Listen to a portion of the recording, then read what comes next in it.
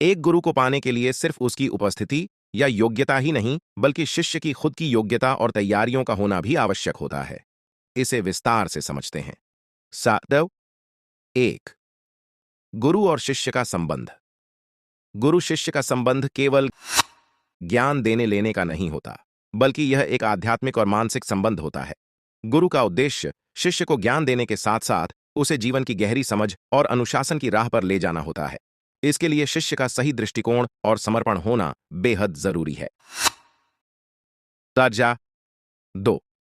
योग्य शिष्य की पहचान। विनम्रता। योग्य शिष्य विनम्रता से भरा होता है।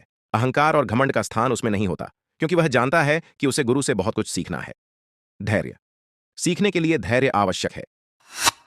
एक शिष्य यदि अधीर होता है तो वह कठिनाइयों के सामने घबरा जाता है और आधे में ही छोड़ देता है। प्रश्न करने की क्षमता। एक योग्य शिष्य अपने गुरु के प्रति समर्पित होता है और बिना संकोच अपने संदेहों को साझा करता है।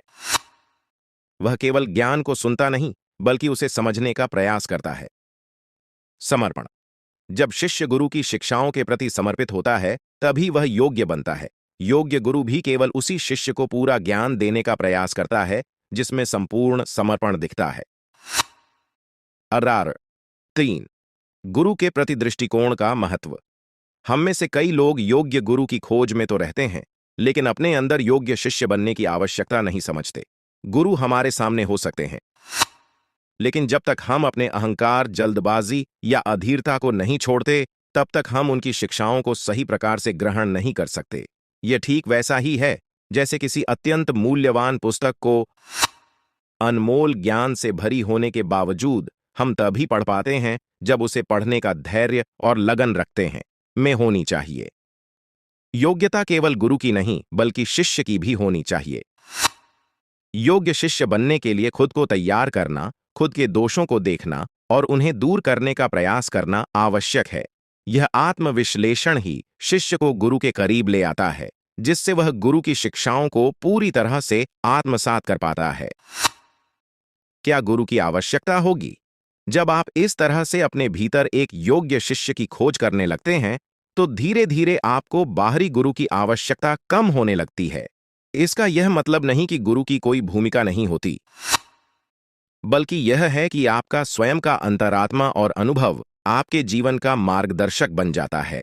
बाहरी गुरु एक प्रेरक की तरह होते हैं, जो हमें शुरू में दिशा दिखाते हैं, लेकिन जब हम योग्य शिष्य बन जाते हैं, तो हम उस मार्ग को खुद से ही पहचानने और चलने में सक्षम हो जाते हैं। गुरु का आशीर्वाद और उनका ज्ञान हमारे जीवन में महत्वपूर्ण है, लेकिन अंततः हमें आत्मनिर्भर होना होता है। गुरु की तलाश छोड़कर जब हम अपने भीतर योग्य शिष्य की खोज में लगते हैं, तो वह शिष्यत्व हमें खुद एक मार्गदर्शक की तरह प्रेरणा देने लगता है।